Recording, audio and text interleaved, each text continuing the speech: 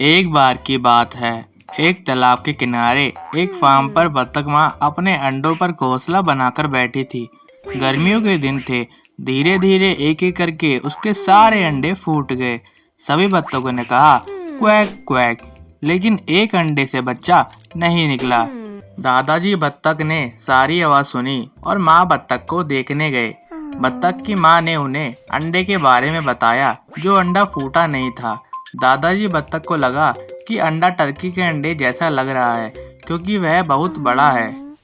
थोड़े दिनों के बाद वह अंडा टूट गया और उस अंडे में से जो बच्चा निकला वह बहुत बड़ा, सफेद और थोड़ा बदसूरत भी था। लेकिन बत्तख माँ जानती थी कि बाद में ये हमारे जैसा बदल जाएगा। माँ बत्तख और बत्तख का बच्चा तालाब में तैरने गए। बदसूरत बत्तख का बच्चा दूसरों की तुलना में बहुत बेहतर तैर रहा था। इस बात को देख बत्तख माँ बहुत खुश हुई। तैरने के बाद बत्तख की माँ बत्तख को खेलने के लिए खेत के मैदान में ले गई। जानवरों ने बदसूरत बत्तख को देखा और उसके साथ बहुत बुरा व्यवहार किया। उन्होंने उसे कहा कि वह बदसूरत दिखता है और वह दूसरे बत्तख के बच्चों के जैसा नहीं दिखता। बदसूरत बत्तख का बच्चा बहुत दुखी हो जाता है।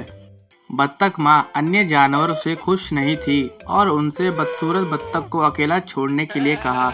बत्तख की माँ ने उन्हें बताया कि बत्तख का बच्चा कितना बदसूरत तैरता था और उसने कैसे सोचा था कि वह कुछ ही दिनों में अन्य बत्तखों जैसा दिखने लगेगा।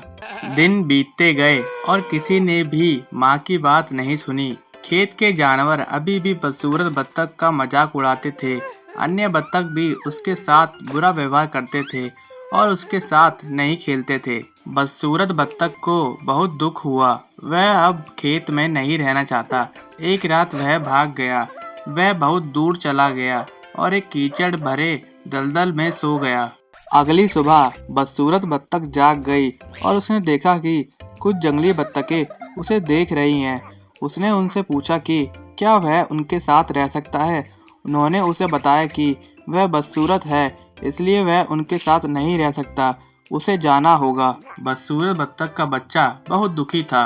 कोई भी उसका दोस्त बनने के लिए तैयार नहीं था, क्योंकि वह बहुत बदसूरत था। बारिश होने लगी, इसलिए बदसूरत बत्तख को सूखने के लिए जगह मिल गई। उसने एक पुराने घर के बरामदे के नीचे शरण ली। दिन बीतते गए और सर्दियां आ गई।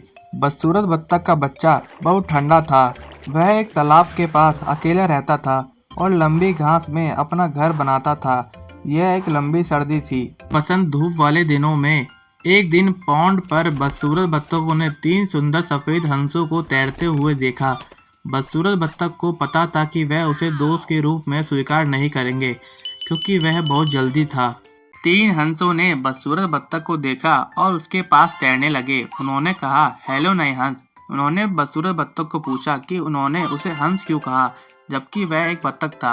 हंसों ने उसे बताया कि वह एक बत्तख नहीं था, उसका प्रतिबिंब जल में देखो। बदसूरत बत्तख का बच्चा जल में अपना प्रतिबिंब देख बहुत खुश हुआ, क्योंकि वह एक हंस था। और फिर वह सब पाउंड में तैरने लगे। 4 हंस आकाश में उड़ गए। बदसूरत बत्तख का बच्चा एक बहुत ही सुंदर सफेद हंस था। वह बहुत खुश था